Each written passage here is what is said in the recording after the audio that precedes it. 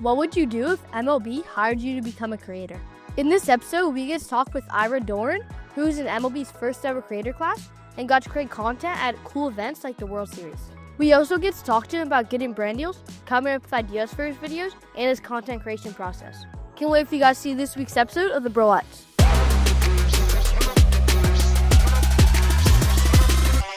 This week's episode is presented by RT Shades. This is a sunglass brand I started with my dad to help athletes block out distractions. And right now you can get 2 pairs for $49 at rtshades.com.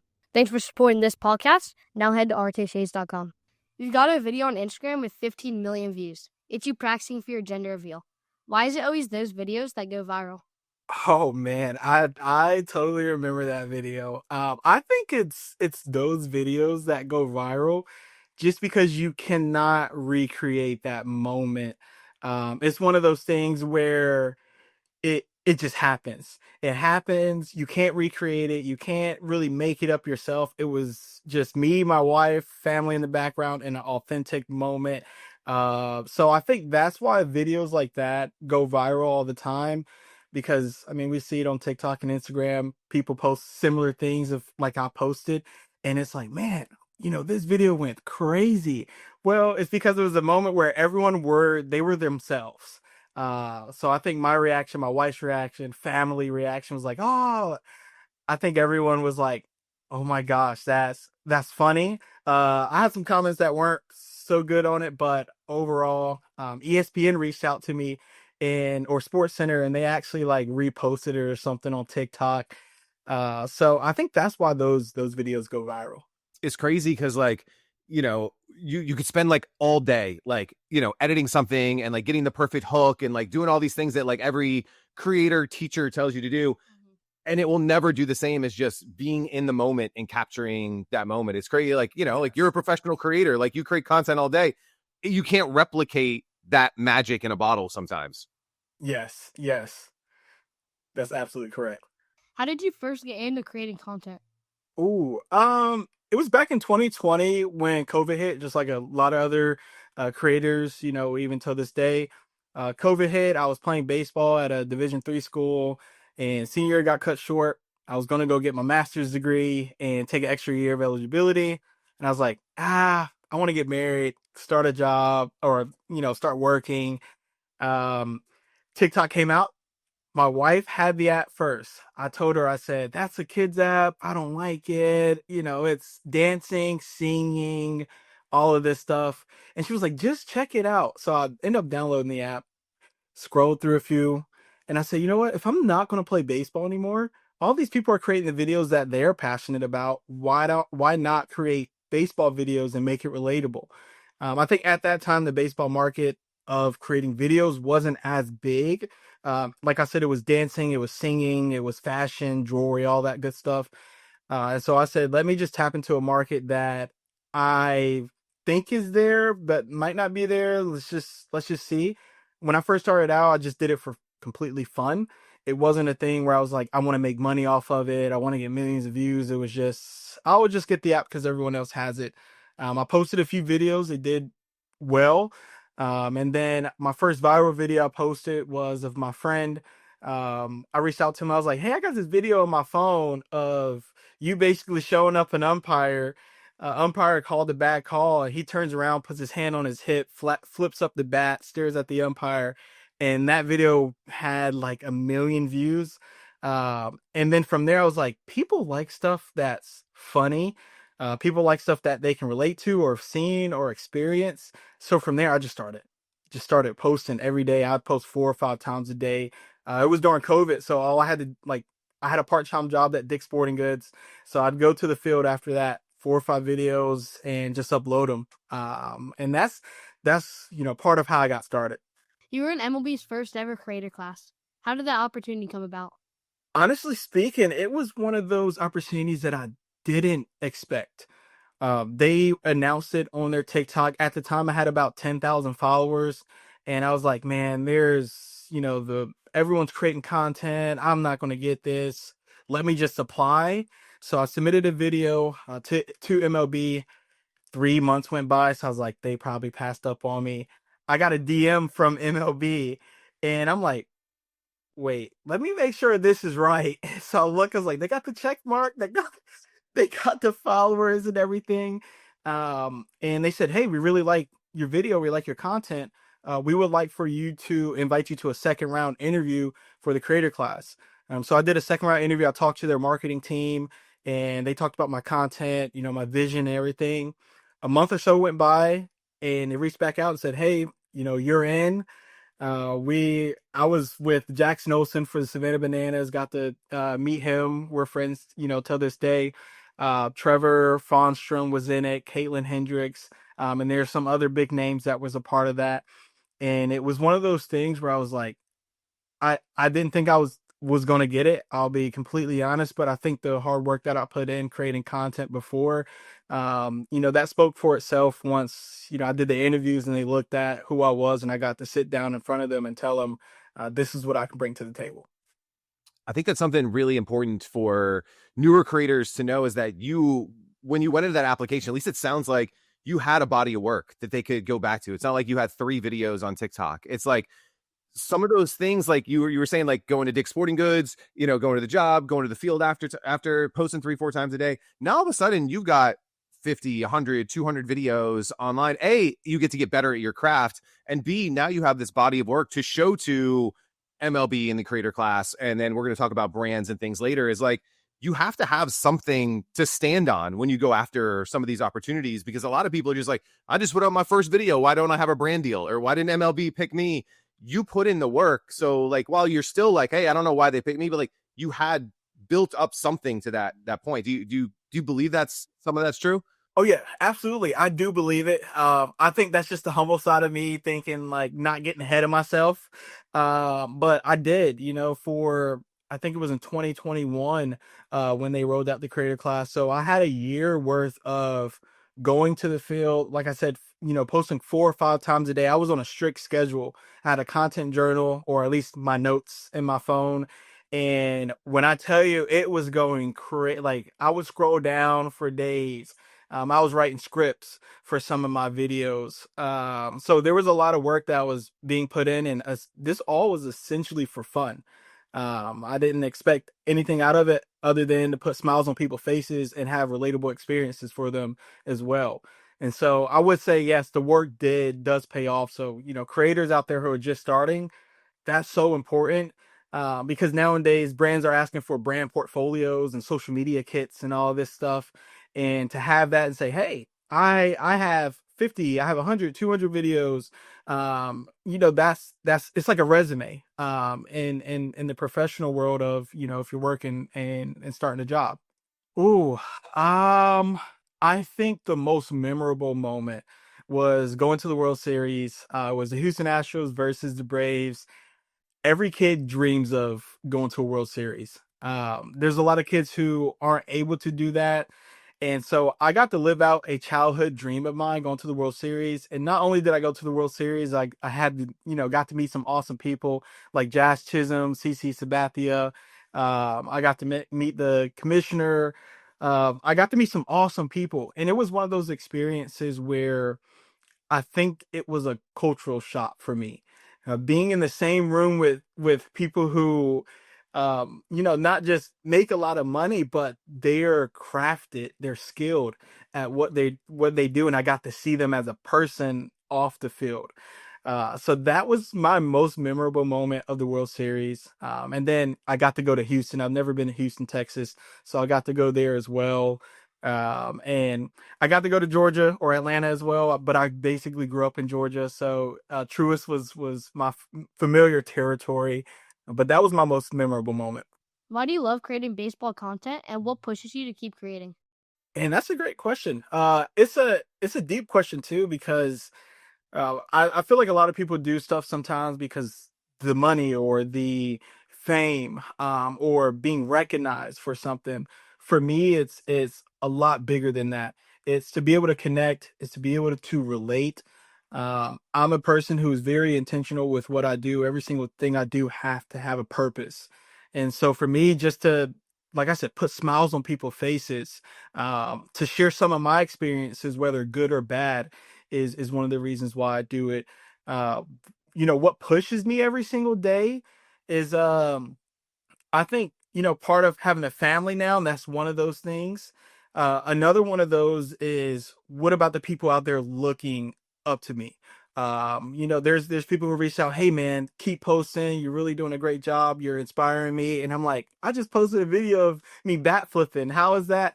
But some kids, they look at themselves as, I want to be in that moment, or I want to be a creator. So that pushes me, knowing that I have people who are, counting on me to show up every single day. And then myself, I want to, I have dreams and things I want to achieve.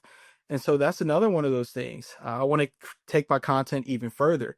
Grow my following, grow the content, look outside the box a few times, do some things that are different. And so it's a combination. It's a lot that drives me. I wake up every single day and I'm just grateful to be able to do it. Man, I love that. We're going to talk a little bit more about, what's next and what are some future plans, but I want to talk about like current setups. I know you film, it looks like you film a lot at your home, you do some at the field. Like what are you filming with? What are you editing with? And the crazy thing is that sometimes the simplest answers are the best answers, because everyone thinks you need, 20 cameras and full editing teams and all this. And that's not the reality for most of us. So what's your current like tech setup? What are you using? How are you getting the videos created? Good old reliable tripod and an iPhone. That's literally, sometimes I'll add in a mic, or I'll add in a, like a light. I have a stand with the light on it. I'll add that in if I'm doing, straight on content. But that's literally it. That's what I started with. I didn't even have a tripod at first. I had books. I would put my phone on books. And there, done that. I would hit the 3 second for TikTok, and then I'm like, oh man, like I can't really, a tripod you can turn around and swivel and everything. I was like, well, I have to set up the books a different way so I can get this angle. So literally it was books. I'd go to the field, I use a bag, I use a helmet. It was really any way possible, because I was still broke. I came, like, just graduated college. I didn't have a lot of money. So I was like, tripod, $30. Keep it. I would keep that $30 in my pocket. So it was me being creative, and that was really it. Till this day, I still use the same thing. And I think for creators out there, if you say, I don't have a tripod, I don't have a mic, I don't have a iPhone 16 Pro Max, I promise you, if you just start posting, just post, just put it out there. It means a lot more than you just sitting down and never posting and complaining about the things that you don't have, when you posting could help you get those things. So that's my setup.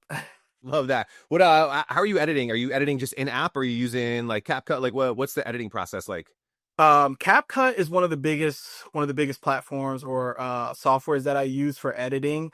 Especially when it comes to videos. I made a video for Play Crate the other day, and that was through CapCut, just because, clipping some of your video, adding sound, all of those trimming some of your videos are a lot easier to do in the app. When it comes to short form videos, like a 6, 7 second video that's in TikTok, I just would go straight to TikTok, which TikTok has some great editing features. I don't know if you guys remember, but it was really plain when it first came out. There weren't a lot of options. You had to kind of really, really think outside the box to get what you want, or go, like Adobe Premiere or something like that. Now you can do just about, anything on the TikTok app. And then Instagram, sometimes I'll use Instagram, but I'll give away one secret of how I get my videos from TikTok to Instagram without the watermark, because that was a huge thing.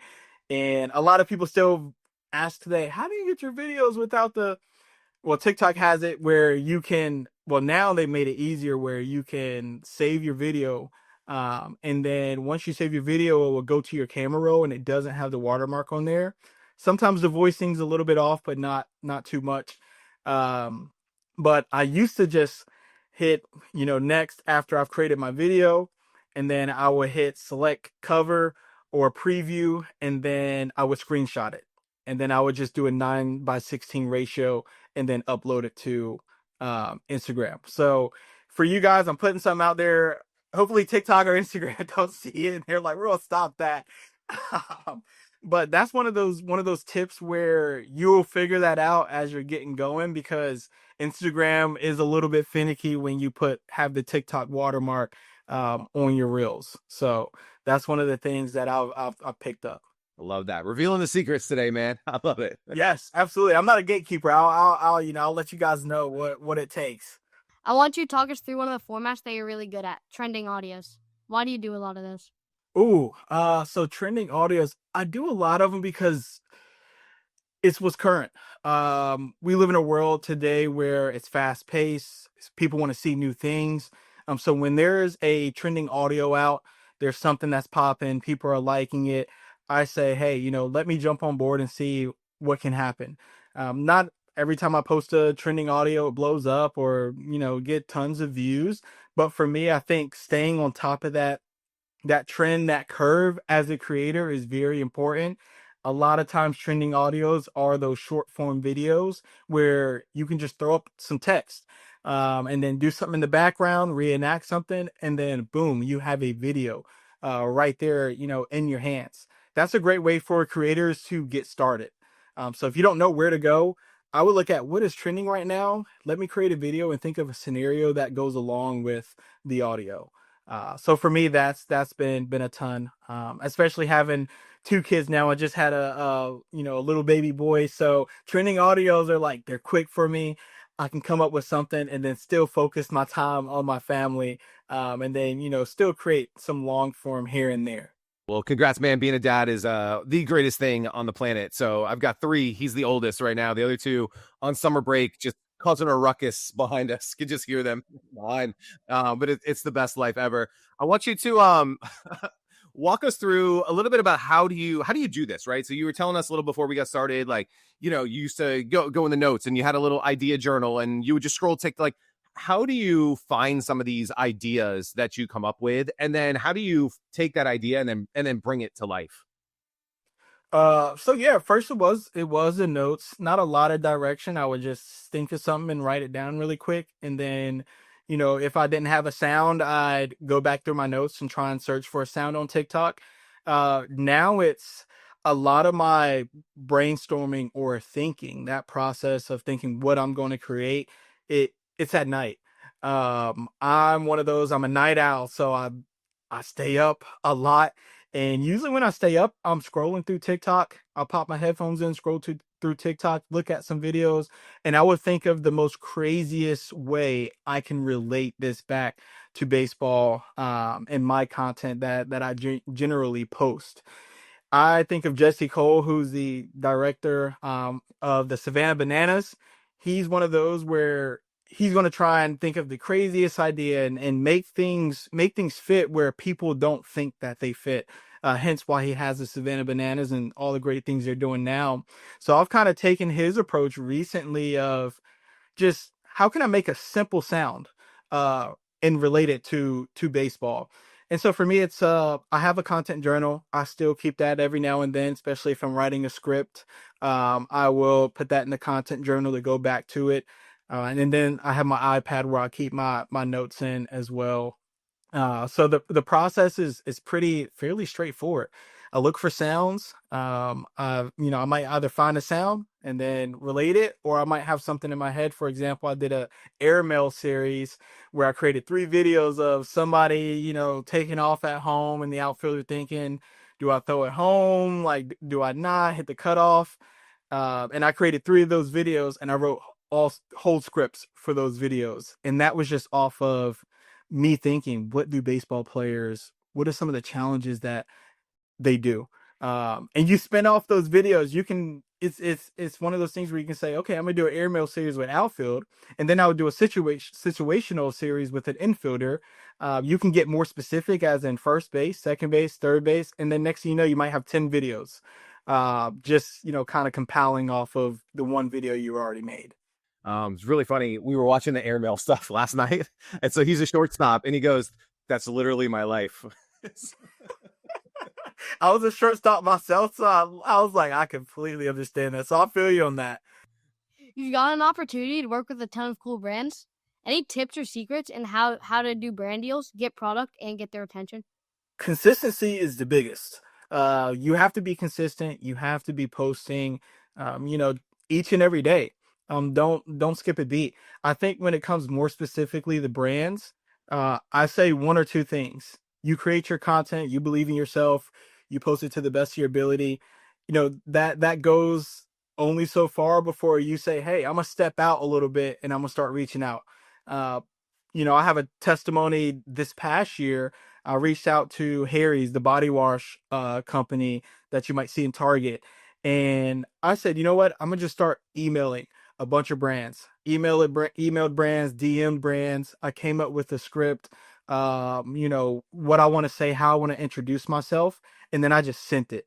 I said it can't hurt to send it. About 4 or 5 months went by. I had one or two brands say, hey, you know, we might be looking, just shoot us an email or send us another DM. And I really did want to work with Harry's because I use their stuff all the time. And a few months went by. I was like, oh, they probably passed on me. They actually reached out to me and they said, hey, email us. We're interested. We want to learn a little bit more about you. I sat down with one of their marketing or social media directors. And from there, they were like, hey, we really like your content. We like what you're doing. We want to sign a contract with you. So I'm currently in a contract with them till the end of the year, and you know, getting paid monthly just to create for them. I don't have to post it on my page or whatnot. So I think reaching out is a big way of doing that. Kind of going back to what we spoke to before, get some videos up, post, you know, be consistent, show that, because what brands are going to say, they're going to say, hey, um, you know, how do you relate to our brand? Or, you know, they might reach out and say, we need a brief or a prompt that you might relate back to what we're selling. And that might be your audition or your interview. So I think having a portfolio and then reaching out is two of the biggest things that you can do to get brands to attract. I want to go.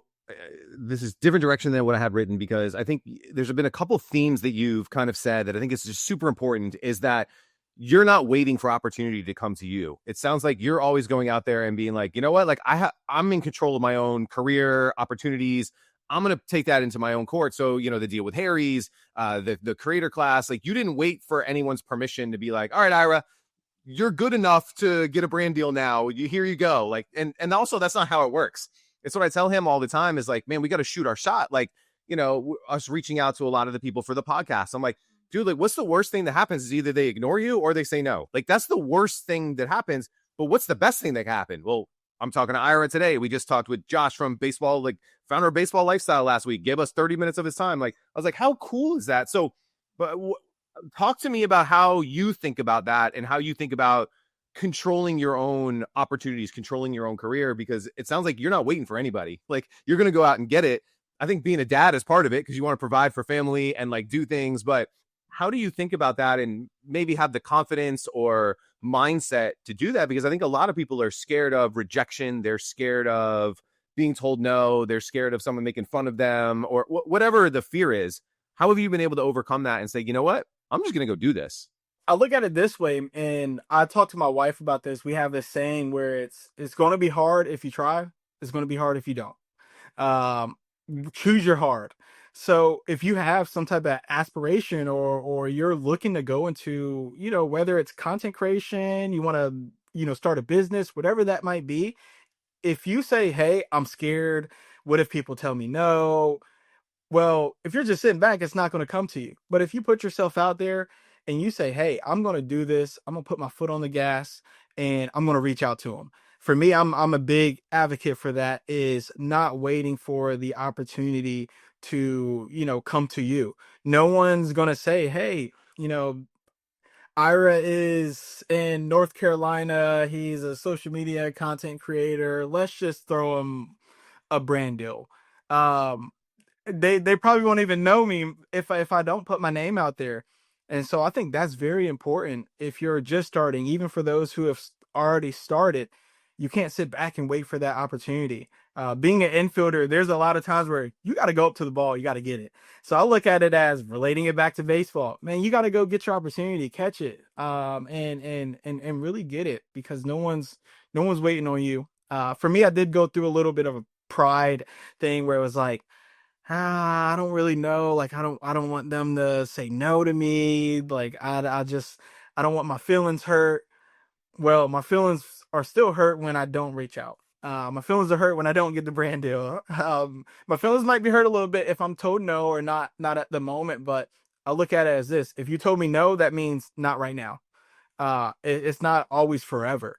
It might be a not right now, or it's on to the next brand because, maybe there's something in store for me that's even better. What advice would you give to a younger player who wants to start creating content or build their brand online? I think younger creators, man, there's some younger creators out there tearing it up. Um, if you're younger and your parents let you have, a phone and recording and things like that, start from there.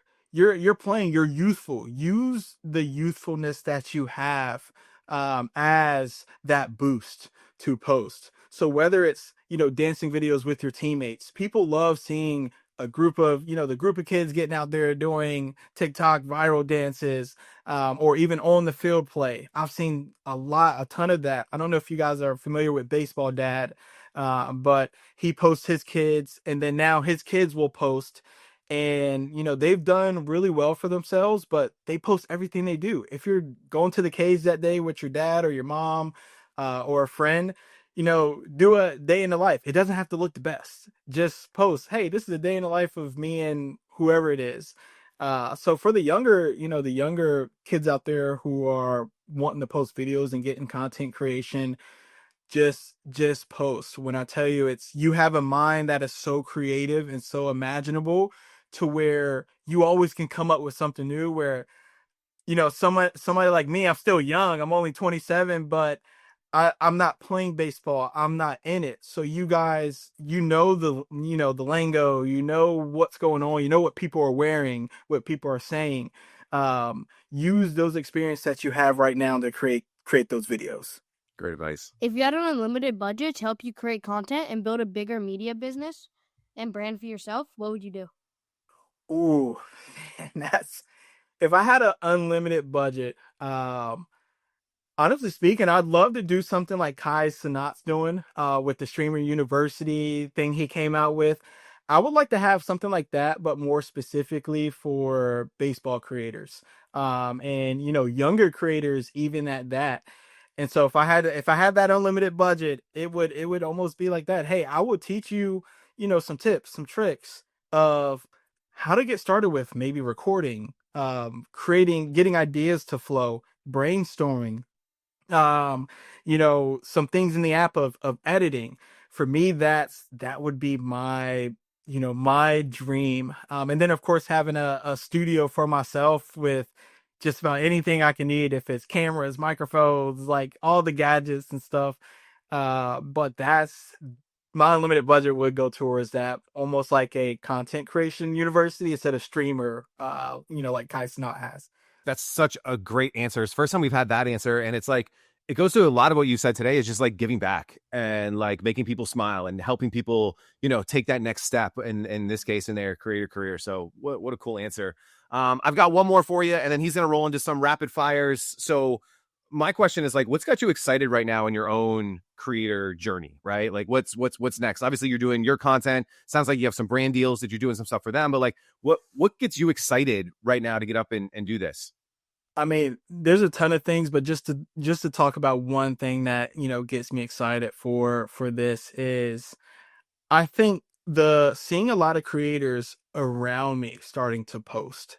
And I've seen more baseball creators, starting out, guys who have, just blown up. And so for me, the world that we're in with, you got Cosmic Baseball, Savannah Bananas, you have your other creators, you have creators like Nikki Cass and Trevor and Jackson. There's a mosh pit of creators that are out there. I think what's really excited is that I get to wake up every day and I get to see something new. And then also, to be more specific, I'm wanting to get into YouTube a little bit more. So I want to create some long form videos, not just day in the lives, but maybe do some pranks. I've thought about walking in Dick's Sporting Goods and asking for a baseball equipment that doesn't exist and see if they actually pick up on it. I've thought about things like that. So I think my next steps are getting into YouTube, doing some, out of the house, even from the field type of videos, and then showing my personality a little bit more on there as well. So, that's what I'm most excited about. I have this gut feeling that something's about to happen. That's great. I can't put a finger on it, but I know that 2025 is going to be a good year. What a cool answer. I think long form is so cool because it's where you create a deeper connection with an audience, right? Instead of a 15-second clip, if you get somebody to watch you for 15 minutes and they watch every week, like that's such a connection that you have that's so incredible. And I agree with you, man. I think great things are around the corner for people who consistently put things out into the world and out into the universe. Like I said this on stage. I was speaking to a group of business people last week, and I was like, how I flew halfway around the country to speak in front of 100 people, but I have 5,000 people that just watched my video, and I'm complaining about it because it didn't go viral, because it didn't get 50,000 or 500,000. But I'm like, but I just got on an airplane, went away from my wife and kids to talk to 100 people. Like, it's just crazy the amount of people that we can impact through content and on the internet. And the more that we and you consistently put stuff out there, the more opportunity is going to come your way. Just by result, man, like we said, like 15 million people watching this video, a million people watching this video, even 10,000 people watching this video. The crazy thing is we don't know who those people are. We don't know who's watching. They could be the president of a company or a 12-year-old kid. It's like, it's so wild.